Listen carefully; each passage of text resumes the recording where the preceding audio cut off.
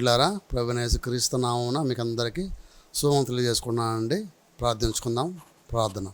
మమ్మల్ని మిక్కిలిగా ప్రేమించిన మా ప్రియ పరలోక తండ్రి, మీ పరిశుద్ధ నామమును బట్టి మీకు వేలాది వందనాలు, స్తుతులు తండ్రి. ఇంతవరకు తండ్రి మమ్మల్ని సజీవ లెక్కల్లో వెంచినందుకు వేలాది వందనాలు తండ్రి. నైనా మీరు చేస్తున్న ప్రతి మేలును బట్టి తండ్రి మీకు కృతజ్ఞతాస్తుతులు తెలియజేసుకున్నాం తండ్రి. నైనా ఇదిగో తండ్రి, మీ మాటలను మీ బిడ్డలకు అందించుచుండగా మీ సన్నిధి మాతో ఉంచండి. బలహీన తండ్రి బలపరచి వాడుకోమని నజరేయుడైన యేసుక్రీస్తు నామమున ప్రార్థన అడిగి పెట్టుకుంటున్నాను పరమ తండ్రి. ఆమేన్. ప్రియులారా, మరొకసారి క్రీస్తు పేరిట మీకు అందరికీ శుభములు వందనాలు తెలియజేసుకున్నాను అండి. ఈరోజు మన అంశము విశ్వాసకి ఏది అలంకారము, విశ్వాసకి ఏది అలంకారము అనే అంశాన్ని గురించి ఈరోజు మనము చర్చించుకుందామండి. అయితే దీనికంటే ముందు మాటలుగా మనము ఆలోచిస్తే ప్రియమైన దేవుని వాళ్ళరా, ఎవరు ఏది దేనికి అలంకారంగా ఉంటుంది అనే విషయాన్ని మనం ఆలోచిస్తే, ఉదాహరణకి యవనస్తులకి ఏది అలంకారం వస్తే, యవనస్తులకి వారి బలమే వాళ్ళకి అలంకారంగా ఉంటుంది. యంగ్స్టర్స్ అంటే యవనస్తులు అంటే వాళ్ళకి అలంకారంగా అంటే వాళ్ళ యొక్క స్ట్రెంగ్త్ గురించి ఎక్కువ మాట్లాడుతూ ఉంటారు. యవనస్తులు కాబట్టి మనకి బలం అలంకారం కూడా అనేసి పెద్దలు అంటూ ఉంటారు. అదేవిధంగా వృద్ధులకి ఏది అలంకారం అని ఆలోచిస్తే ప్రియులారా, నెరిచిన జుట్టు వారికి అలంకారంగా ఉంటుంది. అంత మాత్రమే కాకుండా తీతుకు రాసిన పత్రిక 2వ అధ్యాయం 2వ వచనంలో వృద్ధులకి ఏది అలంకారం ఆలోచిస్తే ప్రియమైన దేవుని వారులారా, ఏలగనగా వృద్ధులు మిథానభావం గలవారును, మాన్యులను, స్వస్థబుద్ధి గలవారును, విశ్వాస ప్రేమ సహనములయందు లోపము లేని వారునై ఉండవలెననియు ఉంది. అంటే వృద్ధులకి నెరిసిన జట్టుతో పాటు వాళ్ళకి అనుభవాలు వారికి అలంకారంగా ఉంటాయి. అంటే ఎలాంటివంటే ప్రియమైన దేవుని వాళ్ళరా, వృద్ధులు కూడా ఎలాగుంటే అది వాళ్ళకి అలంకారంగా ఉంది. ఇక్కడ దేవుని వాక్యం సెలవిస్తుంది ఏంటంటే ప్రియులారా, వృద్ధులు మిథానుభవం గలవారును, మాన్యులను అంటే గౌరవమైన వారు అనేసి అర్థం, మాన్యులను, స్వస్థ బుద్ధి గలవారును, విశ్వాస ప్రేమ సహనములయందు లోపం లేని వారై, ప్రేమను పంచడంలోనూ, విశ్వాసంలోనూ, ఓపికలోను, తన అనుభవాలను పంచడం విషయంలోనూ ఏమంటే ఎలా ఉండాలంటే వాళ్ళు లోపము లేని వారునై ఉండాలంట. చూడండి, అంత చక్కగా వాళ్ళకి అనుభవాలని ఇతరులకు పంచేవారుగా ఒక పెద్ద దిక్కుగా ఉండాలి. అప్పుడే వాళ్ళ వృద్ధులు అలంకారప్రాయంగా ఉంటారు. అదేవిధంగా ప్రియులారా, నీతిమంతులకి ఏది అలంకారం ఆలోచిస్తే ప్రియులారా, సామెతల గ్రంథము 16వ అధ్యాయము 31వ వచనం మనం చూస్తే, నెరసిన వెంట్రుకలు సొగసైన కిరీటము అవి నీతి ప్రవర్తన గలవానికి కలిగియుండును.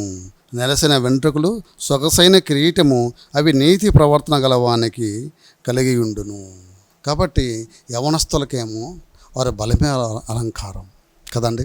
అదేవిధంగా నీతిమంతులకి ఏం అలంకారం అంటే కిరీటం అలంకారం ఉన్నాడు. వృద్ధులకి వాళ్ళకి అనుభవాలు, అదేవిధంగా నెరిసిన జుట్టు వారికి అలంకారంగా ఉంది.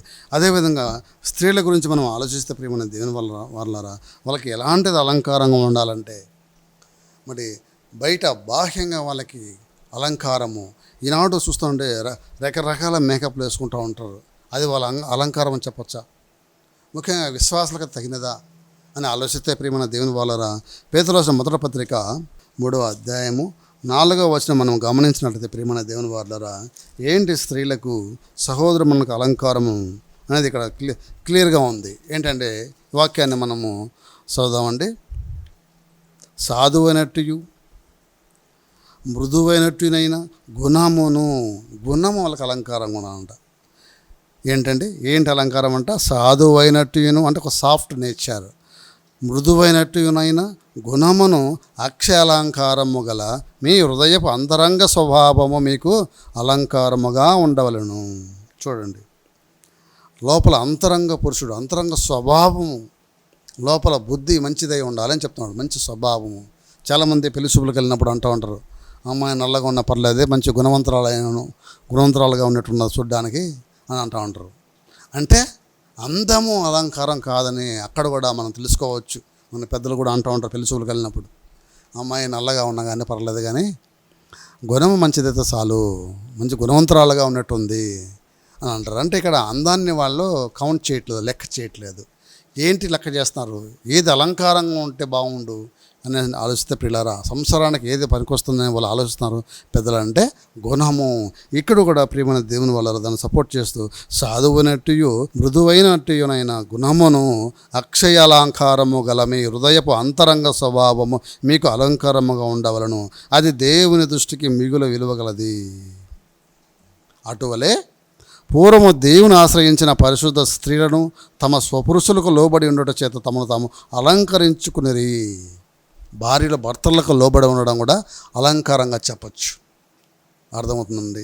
కాబట్టి ప్రియమైన దేవుని వాళ్ళరా, ఇంకా ఇదే పేతురు రాసిన మొదటి పత్రిక 3వ అధ్యాయము 3వ వచనంలో మనం గమనించినట్లయితే ప్రియమైన దేవుని వాళ్ళరా, జడల అల్లుకొనుటయు బంగారు నగలు పెట్టుకున్నట్టు వస్త్రములు ధరించుకున్నట్టు వెలుపటి అలంకారము మీకు అలంకారముగా ఉండక, అది మీకు అలంకారం కాదు కానీ మంచి గుణము మీ అంతరంగ పురుషుడు బాగుండాలి, అది మీకు అలంకారం అని దేవుని వాక్యం సెలవిస్తుంది. కాబట్టి ప్రియమైన దేవుని వల్ల యవనస్తులకు వాళ్ళ బలం అలంకారము, నీతిమంతులకు వాళ్ళ ప్రవర్తన అలంకారము, వాళ్ళ కిరీటం వాళ్ళకి అలంకారము, వృద్ధులకు నేర్చిన జట్టు వాళ్ళకి అనుభవాలు వాళ్ళకి అలంకారము, స్త్రీలకి వాళ్ళకి మంచి గుణము వాళ్ళకి అలంకారంగా ఉంటుంది. ఇదన్నీ కూడా దేవుని సృష్టికి మిగిలిన విలువ కలగదు. కాబట్టి ప్రియమైన దేవుని వల్ల స్త్రీలు వాళ్ళ స్వపురుషులకి లోబడి ఉండడం కూడా అది వాళ్ళ అలంకారంగా ఉంటుంది. మంచి భార్య ఏం చేస్తుందంటే భర్తను రాజుగా చేయాలని చూస్తుంది, అంతేగాని దిగజార్చాలని ఎప్పుడు అనుకోదన్నమాట. అది వాళ్ళకి అలంకారంగా ఉంటుంది.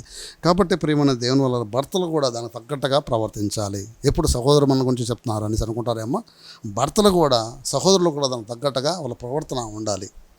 అప్పుడు అది అంగీకరించబడుతుంది. ఇంత మాత్రమే స్త్రీల గురించి చెప్పింది అనేసి మనం ఇష్టం వచ్చినట్టు ప్రవర్తించడానికి ఉండదు. అది కూడా తప్పనమాట. అందుకే 3వ వచనంలో అంటాడు ప్రియమైన దేవుని వల్ల 3వ అధ్యాయం 2వ వచనంలో, అందువలన వాళ్ళు ఎవరైనా వాక్యమునకు అవిధేయులు అయితే వారు భయముతో కూడిన మీ పవిత్ర ప్రవర్తన చూసి, చూడండి పురుషుల గురించి మాట్లాడుతూ ప్రియమైన దేవుని వల్ల ఇది కూడా సహోదరులను కూడా ఉంది, ఇదే వచనం ఉంది. అయితే పేతురు రాసిన మొదటి పత్రిక 3వ అధ్యాయం 2వ వచనంలో చూస్తే మనం ఎలాంటి ప్రవర్తన కలిగి ఉండాలని చూస్తుంది. ఇక్కడ ఏం చెప్తానంటే, అందువలన వారిలో ఎవరైనాను స్త్రీల గురించి వాక్యమునకు అవిధేయులు అయితే వారు భయముతో కూడిన మీ పవిత్ర ప్రవర్తన చూసి వాక్యం లేకుండానే తమ భార్యల నడబడబడలన్న రాబట్టవచ్చును. అంటే భార్యల గురించి. అదేవిధంగా పురుషుల గురించి కూడా మనం ఆలోచిస్తే ప్రేమ దేవుని వాళ్ళరా, వాక్యము లేకుండానే ఇది సహోదరులు కూడా వర్తిస్తుంది. వాక్యము లేకుండానే భర్తల యొక్క పవిత్ర ప్రవర్తన చూసి భార్యలు కూడా వాక్యానికి అవిధేయతలు అయితే వాళ్ళను కూడా మనము ప్రభు దగ్గరికి నడిపించవచ్చు. ఇరువురు కూడా, ఇటు భార్యలకు కావచ్చు ఇటు భర్తలకు కావచ్చు, ఇద్దరు ఎవరైనా ఒకరు అవిధేయతలు అయితే ఒకరు సత్ప్రవర్తన వల్ల, మంచి ప్రవర్తన వల్ల ఒకరిని రాబట్టవచ్చు. కాబట్టి ప్రియమైన దేవుని వాళ్ళరా, మనం కూడా మంచి ప్రవర్తన కలిగి ఉండాలి. ఇక యవనస్తులకి బలం అలంకారంగా ఉన్నప్పుడు, వృద్ధులకి నెరిసిన జుట్టు వాళ్ళకి అనుభవాలు అలంకారంగా ఉన్నప్పుడు, అదేవిధంగా కుమారులకి అలంకారంగా ఉన్నప్పుడు ఏమండి, అదేవిధంగా స్త్రీలకి ఒక గుణం అలంకారంగా ఉన్నప్పుడు ఒక విశ్వాసకి ఏది అలంకారంగా ఉండాలా? ఇది నా క్వశ్చన్ అని మనం ఆలోచించినట్లయితే ప్రియమైన దేవుని వాళ్ళారా చూద్దాము. పేతురు రాసిన మొదటి పత్రిక 1వ అధ్యాయము 14 నుంచి 16 వచనం చూద్దామండి. పేతురు రాసిన మొదటి పత్రిక 1వ అధ్యాయము 14 నుంచి 16 వచనములు. 14-16 కలిసి ఉంటాయండి.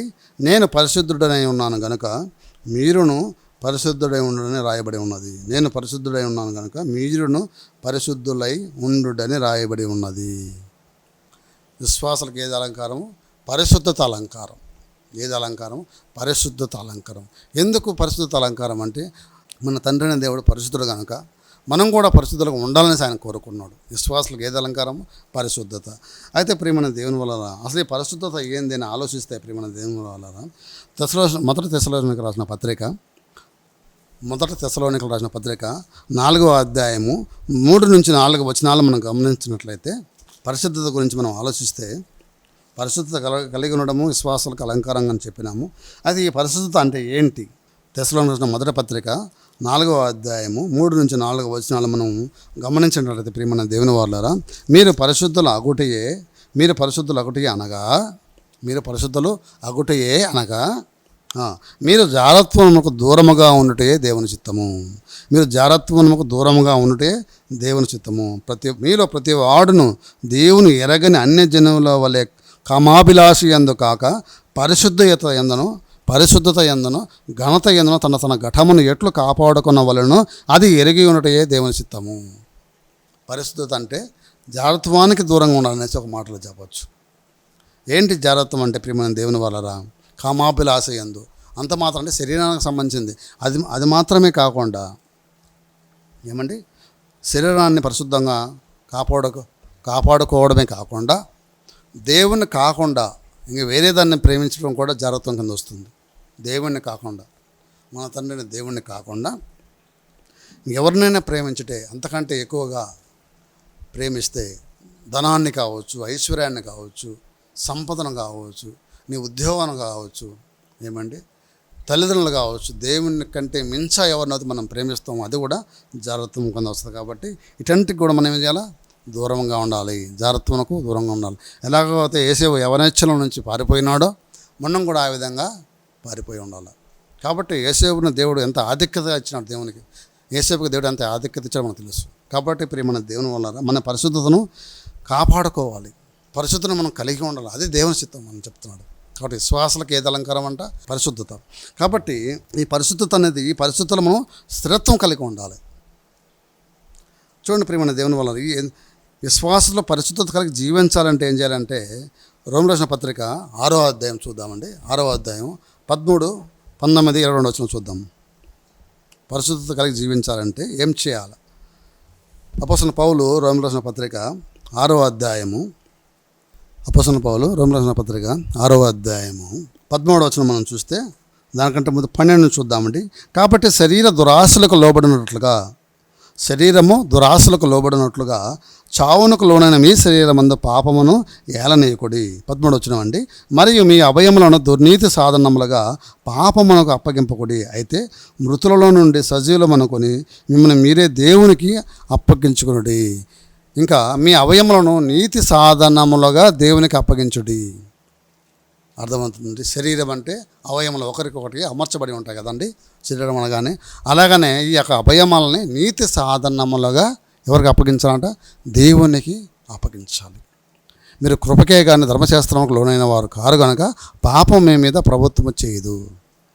కాబట్టి ప్రియమైన దేవుని వాళ్ళ మనం పరిశుద్ధత కలిగి జీవించాలంటే, పరిశుద్ధతతో నిలకడగా ఉండాలి, స్థిరత్వం కలిగి ఉండాలంటే ఏం చేయాలంటే మనకు అవయములను నీతి సాధనములుగా అప్పగించాలి. ఎవరికి? దేవునికి. ఎలాగంటే యేసుక్రీస్తు ప్రభువు వారు పరిశుద్ధత కలిగి జీవించి మనకు ఒక రోల్ మోడల్గా జీవించి తన ఆత్మను పరిశుద్ధంగా ఎట్లా అప్పగించుకున్నాడో అదేవిధంగా నీతి సాధనములుగా మనము ఏం చేయాలి? దేవునికి అప్పగించాలి. అప్పుడు మనం పరిశుద్ధతను కలిగి పరిశుద్ధత స్థిరత్వాన్ని మనం పొందుకుంటాం. చూద్దాం, ఇంకా కొన్ని మంచి వచనాలు చూద్దామండి. మన అవయములు నీతికి దాసులుగా అప్పగించాలంటే ఏం చేయాలి? కొరింథీయులకు మొదటి పత్రిక 6వ అధ్యాయం 15వ వచనం చూద్దామండి. మీ దేహములు క్రీస్తునికి అవయములై ఉన్నాయని మీరు ఎరుగురా అన్నాడు. మనకు అవయములను నీతి సాధనలకు దేవునికి ఎందుకు అప్పచెప్పాలంటే ప్రియమైన దేవుని వల్లరా మనము తండ్రి కుమార పరిశుద్ధ నామములకి బాప్తిజం పొందిన మనము క్రీస్తును ధరించుకున్న మనము ఎలా ఉన్నామంటే ప్రియులారా చూడండి, ఇక్కడ ఏమంటున్నాడంటే 15వ వచనంలో మీ దేహములు క్రీస్తునకు అవయములై ఉన్నవని మీరు ఎరుగురా. కాబట్టి మనకు అవయములు తండ్రి కుమార పరిశుద్ధ నామములకి బాప్తిజం పొందిన మనము క్రీస్తును ధరించుకున్న మనము ఎలాగున్నామంట? ఎలా అని ఇక్కడ చెప్తున్నాడండి. మన దేహాలు ఎలా ఉంటాయి? క్రీస్తు మనకు అవయములై ఉన్నాయంట. కాబట్టి వాటిని నీతి సాధారణంగా దేవునికి అప్పగించాలి. మరొక రెఫరెన్స్ చూద్దామండి దీనికి సంబంధించి. ఎఫెసీయులకు రాసిన పత్రిక 5వ అధ్యాయము 30వ వచనం.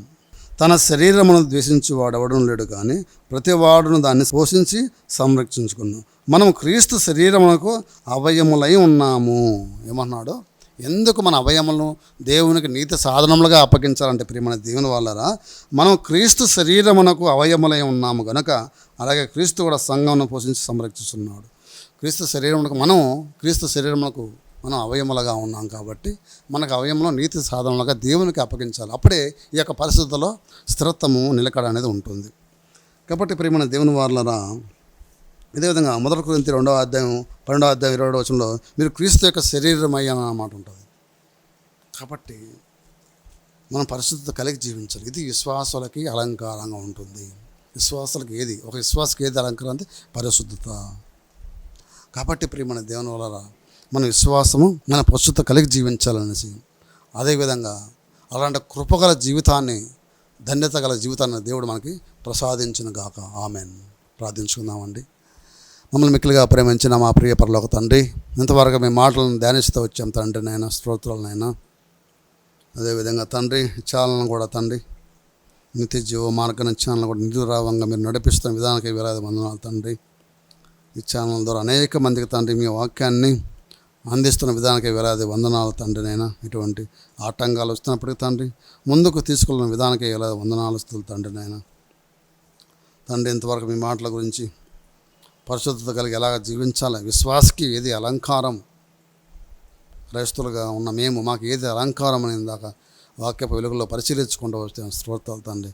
పరిశుద్ధత కలిగి జీవించడమే అదే మీ చిత్తం, అదే మాకు అలంకారంగా అనేసి వాక్యం ద్వారా చూసుకుంటూ వచ్చాం. స్తోత్రాలు తండ్రి. మేమందరం కూడా తండ్రి అలాంటి పరిశుద్ధత కలిగి తండ్రి నైనా క్రీస్తునందు జీవించలేక కృప చూపించమని ఈ మాటలను వింటున్న ప్రతి బిడ్డను కూడా ఆశీర్వదించండి. అదేవిధంగా తండ్రి వాళ్ళ ఇరుకుల్లోనూ ఇబ్బందులను తోడై నడిపించమని తండ్రినైనా. మీరు వచ్చారు అక్కడ వరకు తండ్రినైనా మీ కృప కొరకు నిరీక్షణ కలిగే తండ్రినైనా జీవించలాగా కృప చూపించమని సమస్తమైన మహిమ ఘనతా ప్రభావంలో మీకు మాత్రమే ఆరోపించుకుంటూ ఈ ప్రార్థనను తిరిగి రానయ్యన యేసుక్రీస్తు ప్రభువు వారి నామంలో అడిగి పెట్టుకుంటున్నాను పరమ తండ్రి. ఆమెన్.